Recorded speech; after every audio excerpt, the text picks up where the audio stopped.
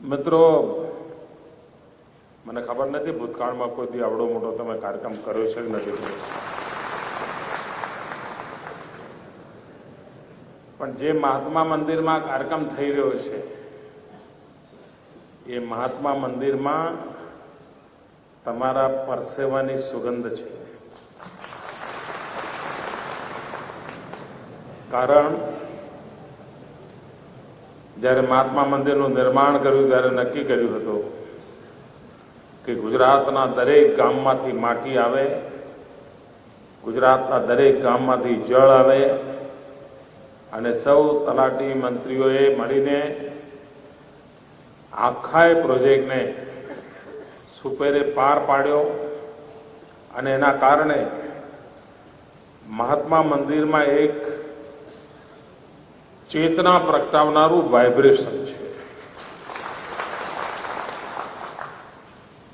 અને એનો સંપૂર્ણ યશ તમે ગામડામાંથી જે માટી અને જળ મોકલ્યા, એના માટે જે પરિશ્રમ કર્યો, આયોજન કર્યું, એ યશ એ તમને બધાને જાય છે. ભાઈઓ બહેનો, ચૂંટણીનું વર્ષ છે એટલે અત્યારે હું કાંઈ પણ બોલું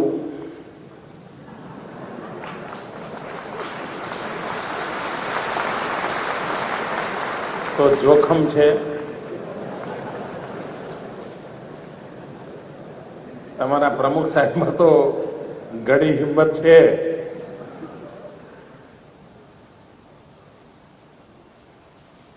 પણ મને મિત્રો ચૂંટણી હોય કે ન હોય, મારા દિલની થોડી વાત કરવાનું મન થાય છે.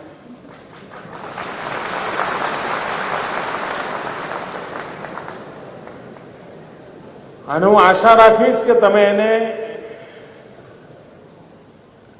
નેગેટિવ અર્થમાં નહીં લો. એક સાચી લાગણી અને આ પરિવારના સદસ્ય તરીકે, કારણ કે આવો અવસર બહુ ઓછો મળે મિત્રો, તો મને ચૂંટણીનો વિચાર કરું તો એમ થાય કે આવું બધું મારાથી ના બોલાય, પણ ગુજરાતનો વિચાર કરું તો એમ થાય કે ના બોલ્યા વિના ન રહેવાય.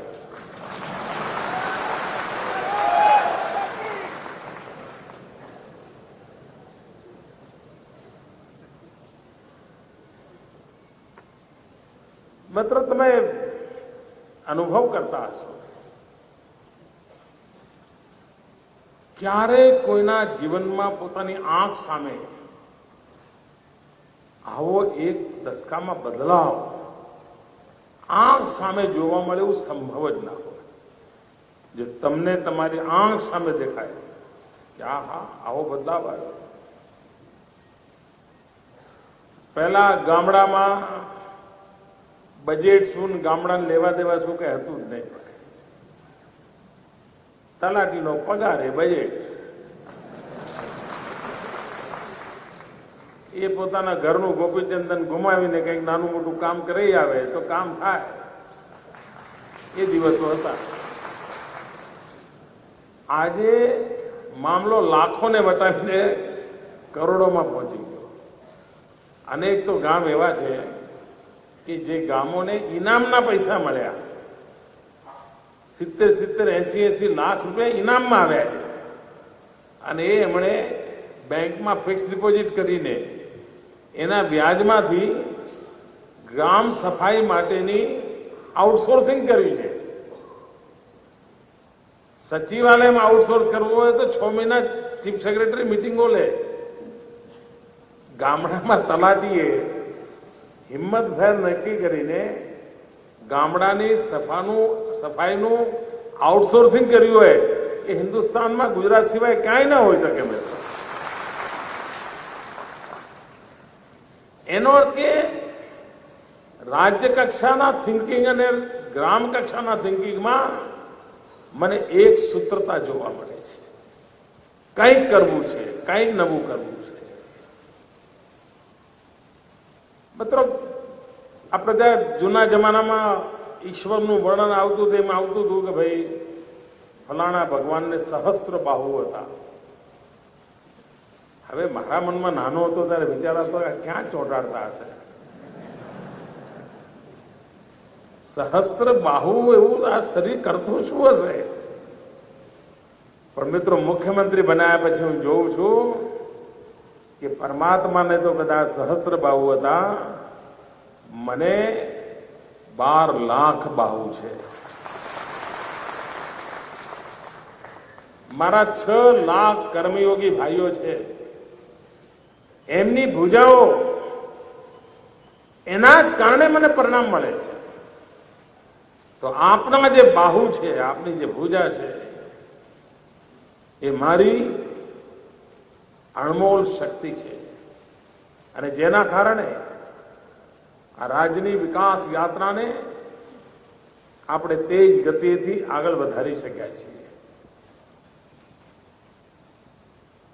મિત્રો, હમણાં ચર્ચા થઈ કે મને 4000 દિવસ પૂરા થયા.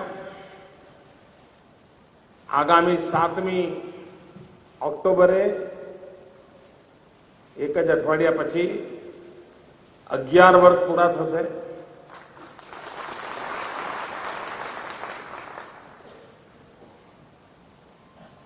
પહેલા એક ચીફ સેક્રેટરીમાં 2-3 મુખ્યમંત્રી બદલાઈ જતા હતા.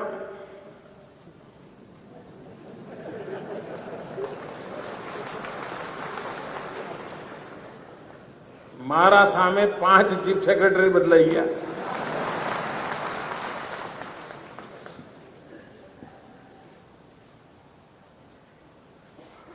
મિત્રો, 11 વર્ષ તમારી સાથે ખભે ખભો મિલાવીને કામ કરવાનો અવસર મળ્યો છે. અનેક અનુભવો છે, અનેક પાઠું છે. અને મિત્રો, તમારા બધા લોકોનામાંથી મને એટલી બધી તાકાત મળે છે,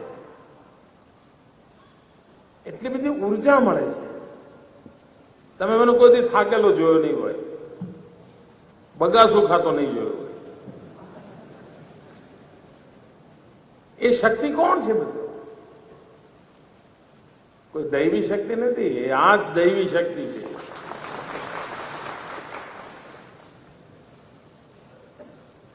દેવ દુર્લભ શક્તિ છે મિત્રો. અને શક્તિના ભરોસે આજે આપણે ગુજરાતને નવી નવી ઊંચાઈઓ પર લઈ જઈ રહ્યા છીએ. મારા મનમાં એક વાત નિશ્ચિત છે મિત્રો, કે આ પંચાયતી રાજનું સ્વર્ણિમ જયંતિ જયારે ઉજવી રહ્યા છે, ત્યારે આપણે એવી બધી વહીવટી પરિવર્તનો કરી રહ્યા છીએ જે 50-50 વર્ષ સુધી થયા નથી. કદાચ એ વખતે જરૂરી પણ નહીં લાગ્યા હોય, અથવા કરવા જેવી સ્થિતિ પણ નહીં હશે. દાખલા તરીકે પ્રાંતની રચના, પહેલા 50 પ્રાંતથી ચાલતું, આપણે 100 કરતા વધારે પ્રાંત કરી દીધા. એના કારણે ગામડાને, તલાટીને એના કામની એકદમ મોટી સુવિધા વધી ગઈ. એટલું બધું પરિવર્તન લાવી દીધું. હમણાં મેં ઘણા બધા નવા તાલુકા બનાવ્યા છે, ઘણા બધા નવા જિલ્લાની જાહેરાતો કરી છે. આ નાના નાના જિલ્લાના એકમો થયા પછી તો વહીવટી તંત્રની સરળતા કેટલી બધી વધવાની છે એનો મને પૂરો અંદાજ છે મિત્રો. એ જ રીતે દાખલા તરીકે આંગણવાડી, એક જમાનો એવો હશે કે ગામના તલાટીને પણ ખબર નહીં હોય કે એના ગામમાં આંગણવાડી કોણ સંભાળે છે. એવો જમાનો હશે, તમે ખોટું ના લગાડતા મિત્રો. એક જમાનો હશે, કારણ એવું નાનું એકમ, એટલું બધું ઉપેક્ષિત એકમ કે જેના તરફ સરકારી કોઈ વ્યવસ્થાનું ધ્યાન ન જાય. આપણે એવા સાવ છેવાડાના એકમમાં પણ ડિગ્નિટી માટેનો પ્રયાસ કર્યો. અને આજે તમે કોઈ પણ ગામમાં જાઓ તો આંગણવાડીના વર્કરને જુએ એટલે ખબર પડે કે હા, અહીંયા સરકાર મોજૂદ છે, જે અનુભવાતું નહોતું. મિત્રો, આજે નાનો નાનો બદલાવ લાયા છે. દાખલા તરીકે હમણાં એમ્પાવરનું આપણે કામ કર્યું, ઇલેક્ટ્રોનિક મેન પાવર. મને ઘણા લોકોએ કહ્યું કે અનેક તલાટીઓએ પણ આ એમ્પાવરના કોર્સિસ કર્યા છે અને જેમણે કર્યા છે બધાને મારે અભિનંદન આપવા છે. કારણ કે આ દીર્ઘદ્રષ્ટિનું કામ છે. મિત્રો, ટેકનોલોજી વગર જીવન અસંભવ બનવાનું છે. તમે લખી રાખજો. નોકરી માટે ટેકનોલોજી નહીં, જીવનનો હિસ્સો છે. હવે તમારી પાસે મોબાઈલ ફોન હોય અને એના કોન્ટેક્ટ લિસ્ટમાં કોઈનું નામ હોય તમારે પડોશીને કેવું પડે, જ્યારે હોદગી આપને ભાઈ આમાં મારા છોકરાએ ભરેલું છે, જો નંબર ક્યાંય દેખાય છે, તો પેલો હસવા મળે કે હવે તમે મોબાઈલ ફોન રાખો છો વાપરતા નથી આવડતો. છે તો ટેકનોલોજી. કોમ્પ્યુટર ટેકનોલોજી પણ લગભગ એટલી જ સરળ છે, સહેજ હાથ બેસાડવાનો હોય છે. અને આપણે આખા ગુજરાતમાં જ્યારે એમ્પાવર માટેનું કામ ઉપાડ્યું, બે બાબતોએ મને આનંદ આપ્યો છે. એક, સખી મંડળની ગરીબ પરિવારની બહેનો 5મું 7મું 8મું ભણેલી હતી, એ આ એમ્પાવરની ટ્રેનિંગ માટે ગઈ અને કોમ્પ્યુટરની નાની મોટી સમજ શીખીને આવી છે. અને બીજું, તલાટી ગ્રામ સેવકોએ કોમ્પ્યુટર શીખવા માટે પોતાના રીતે પ્રયત્ન કર્યો છે. આના કારણે ખૂબ મોટી શક્તિ આપણી વધવાની છે. ટેકનોલોજી એ તમારા પોતાની ફિઝિકલ સ્ટ્રેન્થનો એક્સટેન્શન ઓફ પાવર જેવી સ્થિતિમાં હોય છે.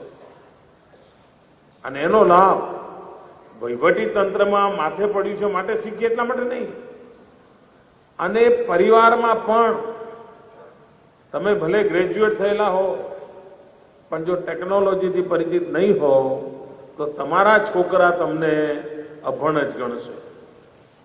અને હું નથી ઈચ્છતો કે મારી સરકારના કોઈ તલાટી ગ્રામ સેવકને પણ એના પોતાના 8મું 9મું ભણનારા ટાબરિયાઓ સામે નીચું જોવું પડે. હું ઘણીવાર કહેતો હતો કે હું પહેલા કોમ્પ્યુટર પર કોઈ કામ કરતો તો મારા બાને આશ્ચર્ય થતું કે દીકરા તને આટલું બધું આવડે છે. પણ મારો ભત્રીજો આવે તો એમ કે શું કાકા તમને આ નથી આવડતું. આ બે પેઢીની વચ્ચે છીએ આપણે. મિત્રો, વહીવટી તંત્રના નાનામાં નાના એકમમાં ઈ-ગ્રામ વિશ્વગ્રામ યોજના કરી છે, ત્યારે બ્રોડબેન્ડ કનેક્ટિવિટી કરનારું આપણે એકમાત્ર રાજ્ય છીએ. સ્વાગત ઓનલાઈન કાર્યક્રમ ગામડાના લેવલે આપણે કરી રહ્યા છીએ.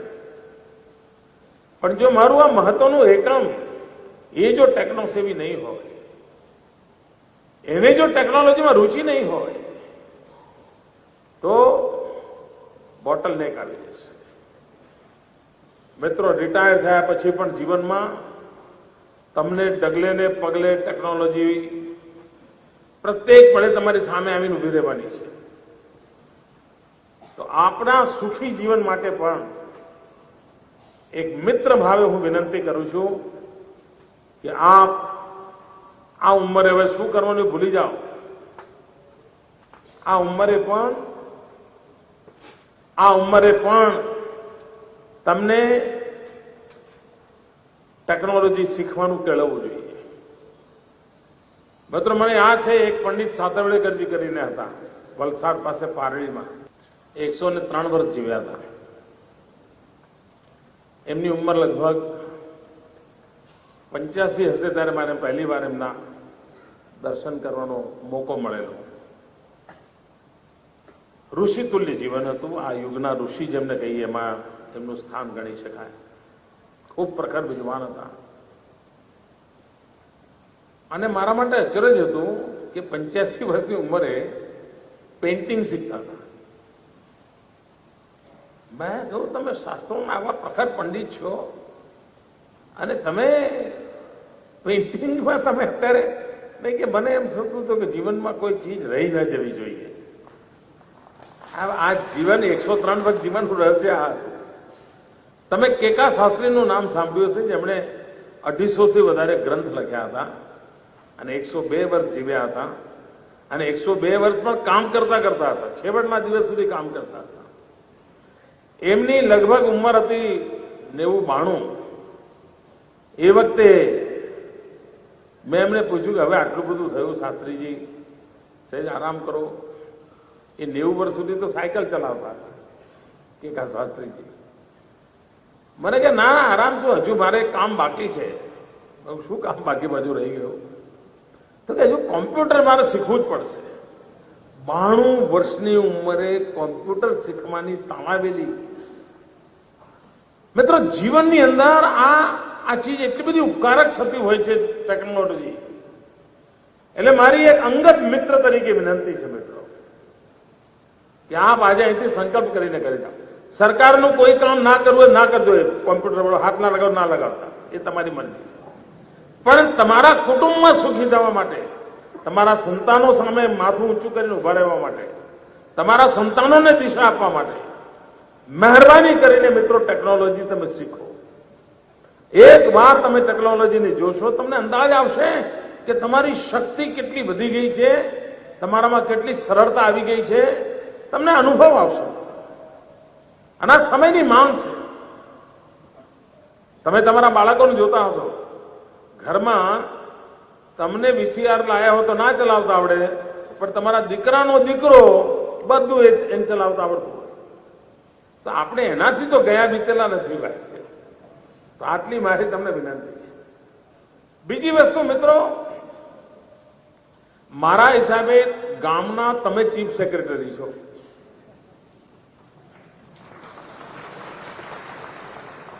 આ સરકારના ચીફ સેક્રેટરી જોતી હશે તો ગામડાના ચીફ સેક્રેટરી તમે છો. તમારે નેતૃત્વ કરવું છે સરકારનું. દરેક ગામમાં આજે 25-30 તો સરકારી લોકો હશે ને હશે જ, જેના ત્યાં સરકારનો પગાર પડતો હશે, જેને ત્યાં સરકારનું પેન્શન આવતું હશે, એવા દરેક ગામમાં 25-30 લોકો હશે ને હશે જ. કમ સે કમ વર્ષમાં 3 વાર 2-3 કલાક માટે અધિકૃત રીતે તમે એમનું મિલન સમારંભ ગોઠવી શકો. તમારા ગામનો કંડક્ટર હશે, તમારા ગામનો ડ્રાઈવર હશે, તમારા ગામનો શિક્ષક હશે, તમારા ગામના આંગણવાડી વર્કર હશે, આશા વર્કર હશે, હેલ્થ વર્કર હશે. આ બધું તમે જે જોવા જાવ ને, ટોળું 25-30 નું થાય. અને એક વાર તમે અનુભવ કરો કે તમે આટલા બધા લોકો છો, અને બધા સાથે મળી નક્કી કરો કે આગામી 3 મહિના આપણે બધાએ સરકાર તરીકે આ ગામમાં આ કામ પૂરું કરવું છે, બીજા 3 મહિના આ પૂરું કરો. તમે મને કહો કે આ લીડરશીપ તમે લો, તો આ ગામની શકલ સ્ત્રોત કેટલી ઝડપથી બદલાઈ જાય. આજે તમને એકલા લાગે, તમને એમ લાગે કે હું ને સરપંચ આ બધું કેવી રીતે કરું. કાં તમને લાગે આ ટીડીઓનો દંડો પડ્યા ભેગો છે, આનો દંડો પડ્યા ભેગો છે. એના બદલે તમે જે ગામ, તમારું ગામના તમે ચીફ સેક્રેટરી છો, તમે તમારા ગામના રાજા છો, અને તમારે જ ગામને ગ્રીન બનાવવું છે, તમે જ ગામને નિર્મળ બનાવવું છે, તમારે જ ગામને તીર્થગ્રામ બનાવવું છે, તમારે જ ગામને સફાઈ બનાવવી છે, તમારે જ ગામમાં શિક્ષણ સારું કરવું છે, તમારે જ તમારા ગામની શાળા A ગ્રેડમાં લાવી છે, તમારા ગામની આંગણવાડીમાં એક પણ કુપોષિત બાળક નથી. ગામ પોતે નિર્ણય કરે. એક નાનકડા ગામમાં 25-30-40 લોકોની આવી ટીમ, આ નાની વાત નથી મિત્રો. નક્કી એવું કરીએ આપણે, માનો કે 26 જાન્યુઆરી, 1 મે અને દિવાળી 3 મિલન સમારંભ તલાટીના નેતૃત્વમાં ગામમાં થાય. 26 જાન્યુઆરી ધ્વજવંદન પછી 2 કલાક 3 કલાક બેસવાનું, ગામના વિકાસની બ્લુપ્રિન્ટ હોય એની ચર્ચા થાય, ગામનું આયોજન શું થાય.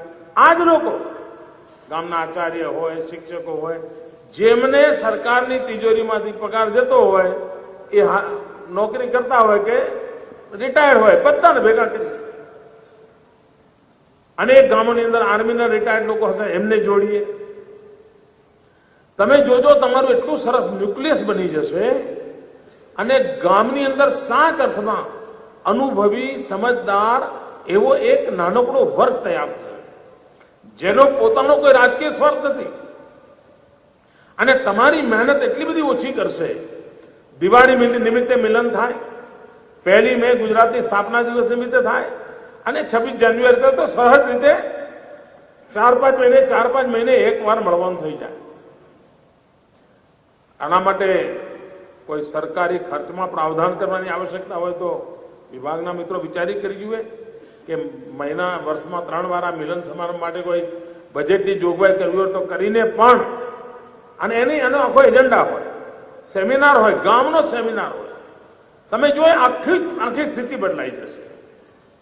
બીજો એક વિચાર મારા મનમાં હંમેશા આવે છે, આપણે જ્યારે પણ કોઈ ગામમાં જઈએ, જૂની વાવ જોઈએ, જૂના તળાવ કૂવા જોઈએ, તો દરેક જગ્યાએ એક નામ આવે છે કે આ લાખા વણઝારાએ બનાવ્યું. રાજસ્થાનમાં જાઓ તો પણ લાખા વણઝારાનું નામ આવે, હરિયાણામાં જાઓ તો પણ લાખા વણઝારાનું નામ આવે, પંજાબમાં જાઓ તો એ લાખા વણઝારાનું નામ આવે, ગુજરાતમાં આવો તો એ લાખા વણઝારાનું નામ આવે. હજુ ખબર નથી પડતી કે આ લાખો વણઝારો કોઈ માણસ હતો કે નહોતો, એને માં કોણ હતી અને બાપ કોણ હતા, એ રહેતો તો કે એનો જન્મ ક્યાં થયો, પણ લાખા વણઝારાએ આ કામ કર્યું તેવું લોકો કહે. આ વાવ અમારા ગામમાં બે લાખા વણઝારાએ બનાવી હતી. મારા હિસાબે તમને એમ ના થાય કે તમે એક ગામના લાખા વણઝારા બનો?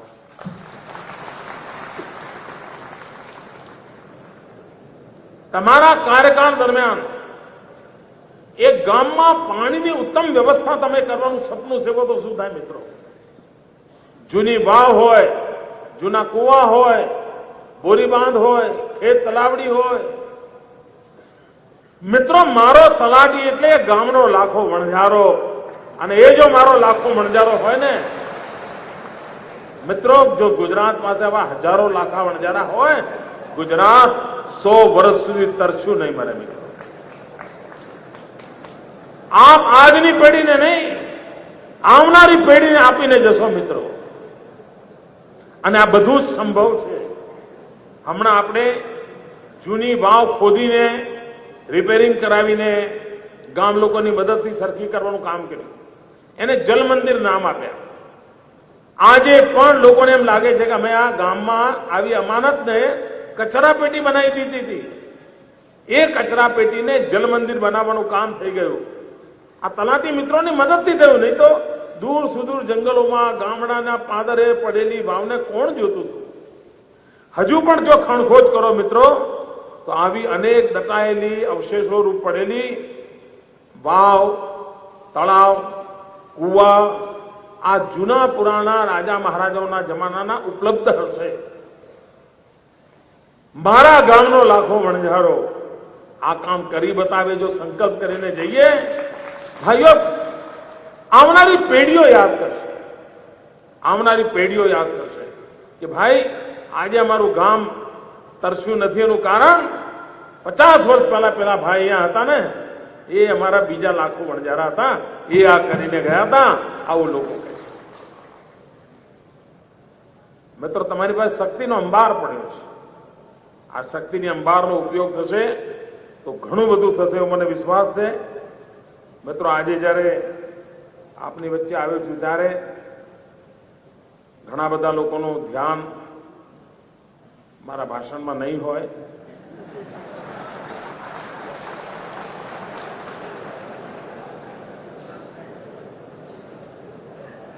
આમાં એવું છે, થાળી પીરસેલી હોય, ભોજન પીરસવાનું બાકી હોય, અને સામે સરસ મજાની ટીવી સિરિયલ ચાલતી હોય, તો પણ ટીવી સિરિયલ તરફ ધ્યાન કેન્દ્રિત ના થાય. કારણ થાળી તો મૂકી છે, અંદર કંઈ આવતું નથી.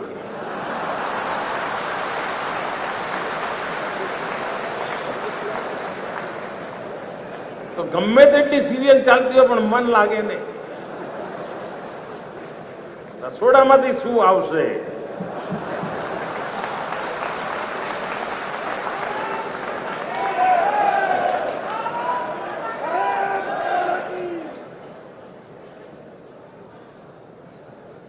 એટલે મિત્રો હું ગમે તેટલી વાત કરી પણ મને ખબર હતી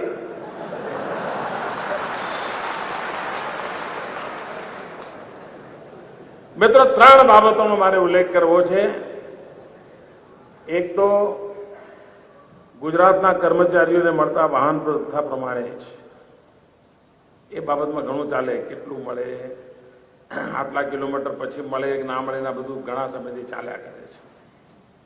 તો આજે હું આપને કહું છું કે ગુજરાતના કર્મચારીઓને મળતા વાહન ભથ્થા પ્રમાણે જ પંચાયત અને રેવન્યુ હસ્તકના તલાટી કામ મંત્રીઓને વાહન ભથ્થું આપવામાં આવશે.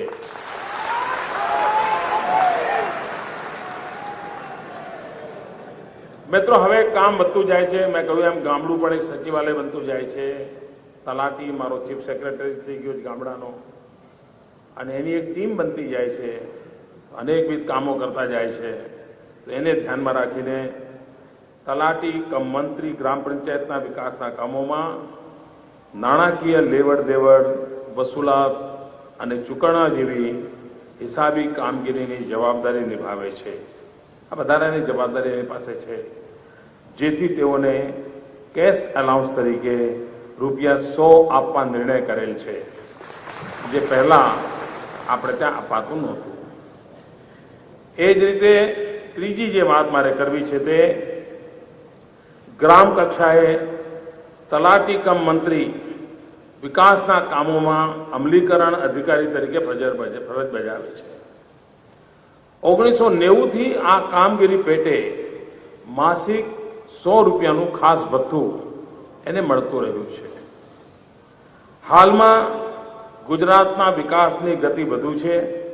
તેઓની કામગીરી ઉપરાંત વધારાની 100% જેટલી વિકાસની યોજનાઓના અમલીકરણ અધિકારી તરીકે તલાટી કમ મંત્રીઓ ફરજ બજાવતા હોય. આવી તમામ યોજનાઓનું સારી રીતે, વધુ સારી રીતે, વધુ ઉત્તમ રીતે અમલીકરણ થાય એ માટે ખાસ ભથ્થા તરીકે ₹100 બદલે ₹900 આપવાનો નિર્ણય કર્યો. આમ મિત્રો, કુલ ₹1000 ભથ્થા સાથે નવી વ્યવસ્થાઓ આપના માટે આજે તમારી વચ્ચે આવવાનો અવસર મળ્યો છે. આપે એટલો મોંઘો અને જોરદાર હાર પહેરાવ્યો છે કે એમ કે મારાથી પાછા ન જવાય. પણ મિત્રો, કપરામાં કપરી પરિસ્થિતિમાં આપે આપના કાર્યને ઈશ્વર માનીને કામ કર્યું છે.